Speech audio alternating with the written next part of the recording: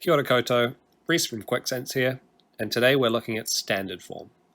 Now, standard form is often called scientific notation as well, and it's really helpful when we're looking at really big numbers or really small numbers. And all it's telling us, really, is about how far we're moving the decimal point. So if you want to move it away, well, the way that we add zeros or move the decimal point is to multiply by 10 or 100 or 1,000, right? Powers of 10. So in this instance, standard form, well, currently the decimal point's here. But what I want to do is to make it as understandable as possible while making it as simple as possible. So this is a really big number at the moment, but if I moved the decimal point 1, 2, 3, 4 places, right, well, how do I do that? Well, at the moment it looks like this now. How did I do that? Or how do I turn that back in? Well, I have to times it by 10 to the power of 4. Okay, so let's do that again. If I move it, I move the decimal point from here, 1, 2, 3, 4. And we end up back where we started, with the decimal point being here. So with standard form, we're asking questions about where are we moving the decimal point to, and how many tens, right, to what power of 10 do I need to multiply my number by to get back to where I started. In this next question, it might be really tempting to write out the numbers in full, add them together, and then write them back in standard form again. I'm going to show you why that is not really helpful. It's very complicated and you might make mistakes.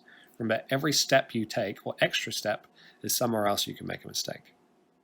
What we're going to do instead is rewrite them so they are both multiplied by the same power of 10.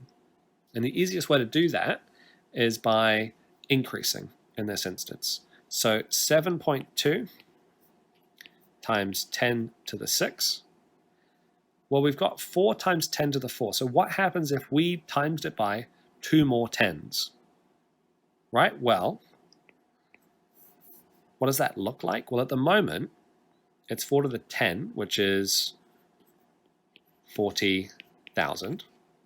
And if I were to shift the decimal point 6 places, 1, 2, 3, 4, 5, 6, well, I'd have 0.04.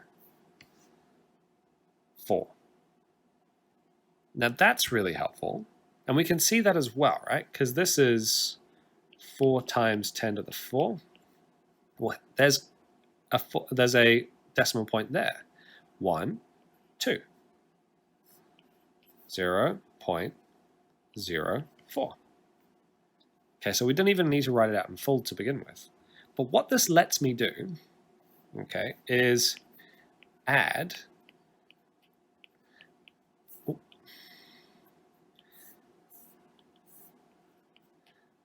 these two together. And when it's like this, I can almost just ignore the times 10 to the 6. Right? I always know that that's going to be a part of it. It's a common factor almost. So whatever the answer is going to be, and let's just move this to the side over here.